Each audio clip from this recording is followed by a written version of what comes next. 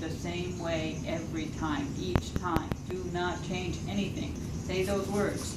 Do not change anything. The hardest thing though is compressing the floor and not getting S-cracks off the hump.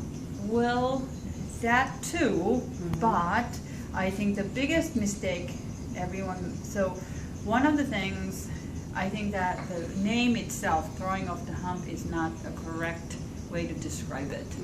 It should be throwing off a cone, because if you're throwing off a hump, the hump gets wider and wider and wider every time, and you're starting off from a different shape each time, and therefore you gather a different amount of clay every time. Right. And the clay at the bottom, as it's spread down, gets wetter and wetter. So if you think that you're making it, especially if you're making cups and little bowls and such, think that you're keeping it narrow, and you're bringing it back to that same very shape on the top of that cone each and every time. And then all you have to do is move your hands the same way each and every time, and you have the same amount of clay, and the clay doesn't get soggy, and all kinds of other, so we'll talk about that as we do. That's a good tip, because I've had that happen every time, where it gets wider and wider at the bottom, and when you're trying to do multiples that are the same, that's pretty hard. Well, it's impossible. Yeah. Literally, it's impossible. And this will then help you in compressing the floor, because you're now on a solid piece of clay instead of kind of like that you're afraid to push against, because it's spreading as you do. So I'm going to pound it down a little. Can you throw anything off the hump? Pretty much, except bowls, cups, small plates, like 1 pound plates. Yeah, yeah, 2 pounds at most. So this is 4 pounds of clay, and this should make 4 bowls that are more or less the same. I did not take a caliper. You're welcome to use one. Some people, I don't know how to make one, but you can make a device that you could. Simon Leach has it on his videos, how to make one of those. You use 2 chopsticks, and it'll give you the height and the width of each one. If you really want to be completely accurate. So I'm going to cone it up.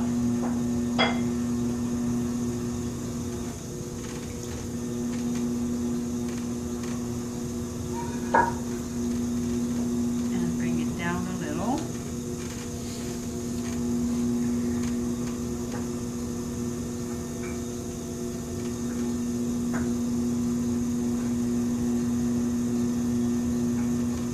So that'll be my basic shape. It's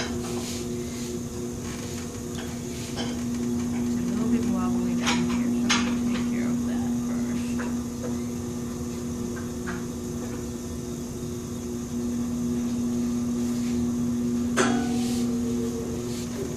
So that'll be my basic shape. Hi, Lauren. Hello. Hi. Oh, hello. So we're repeating. Oh, great. Yeah. Cool. So now, in order to do the same thing over, it's kind of like you want to have the shape of this cone such that it fits your hand the right way, that it's a natural way to use. So it's not too wide, it's not too narrow. It's just like you're resting your hands over it, and it feels like it's the right shape. And then all you have to do is to press your sides of your hands in.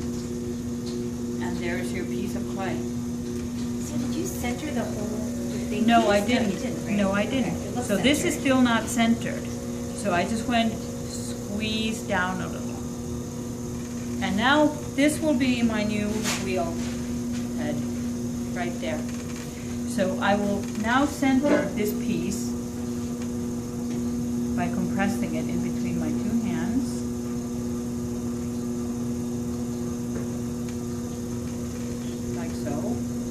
And then I'll open it. So now you can see how there's that line here.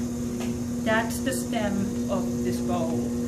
And I will not go below that at any point. So I'm going to drop a hole, and in order to do that, I'll keep my eye at the top of my pinky so that I can see how far and how deep I'm going. And then open it into your left hand. So there's that. And then compress with your fingers. Just running your fingers back and forth. Be careful that you don't push down any further. You're just running your hand and creating that curve. See, I think I've done it where I've like pushed, you know, to try and make it. Right, But no. right. You don't have to. Okay, that's good to know. And no, so now this stem is there. So I'm going to set my outside hand so I can push out to it. And I'll just make this a little bit bigger. And the first lift is not so much about making a huge stride and making it much thinner and making it much bigger or anything. It's just to redistribute. You saw that little lump of clay down here. So that was now spread into this wall. So now the wall is even. And now I can go ahead and make the whole thingy bigger. So again, not pushing in at all from the outside, gathering and collecting.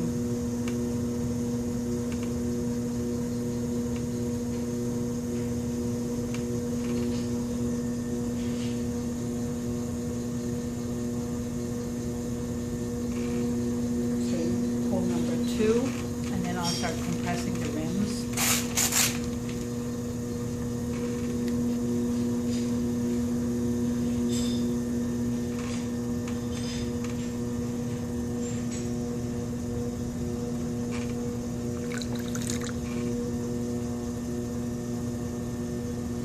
And pull number 3. So again, following.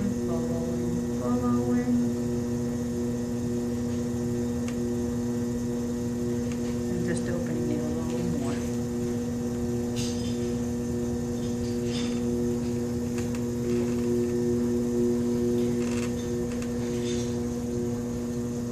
So 3 pulls. And now I'll take whatever you like to use, but I like this because it has this nice curve. So the little wooden rib. And compress that.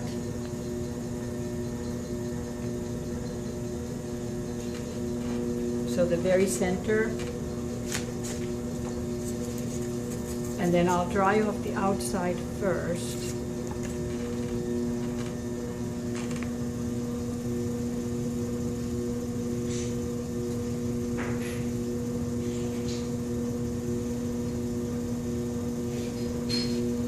It looks so nice. It's like the all-purpose bowl.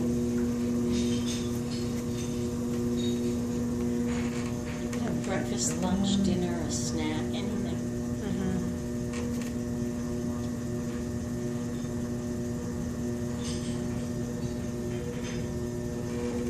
Dry off a little bit on the inside. And the one thing that we didn't do last week, but I think we did a little bit of that in the summer, which is the scalloping. And I really love it. So we're going to do that. So I'm going to take the wood, the metal rib, and make a little texture.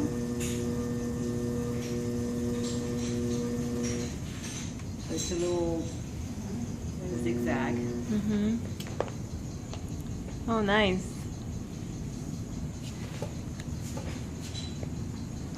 And you could just leave it like that. And that's just, you know, that's a detail on its own for sure. But just to take it, so I'm going to hold my inside hand just a tiny bit apart. And then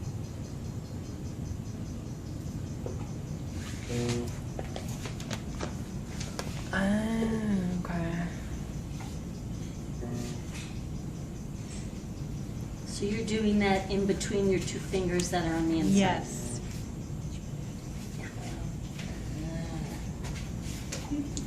Look at that. I like the shape it leaves. It's adorable. It's just a little detail to make it more than just a bowl.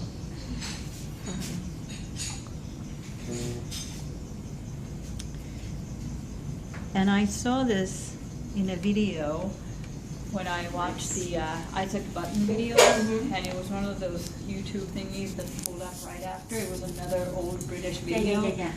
And I was like, wow, that's really cool. What's nice is because you have two things going on there with those lines going across and then the line going up. Yeah, A it's little just dart. Oh, it's adorable. breaking it up just a little.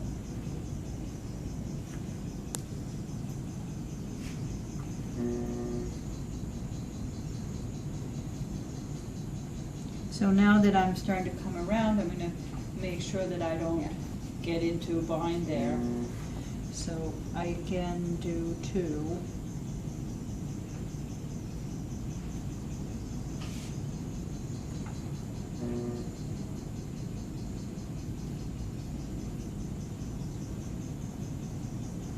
And now, it's fine to leave it the way it is, of course, but if you want this to be symmetrical,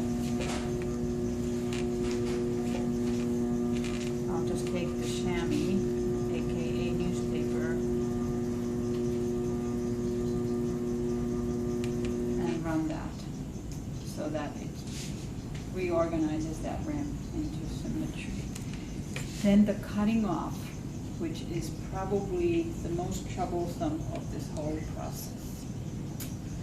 So now I have this line here, that's the wheel head. So I'm going to make sure that I know where that is exactly. And I'm going to put my finger on it, and I'm going to stick the wooden tool underneath my finger and stick it in by a 1/4 inch.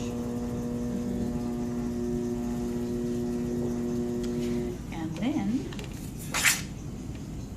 take the wire and hold your thumb on that flat piece, on your left thumb, and rotate and pull along the line with the right hand. Your right hand. Oh yeah, that's it. No biggie. Bravo!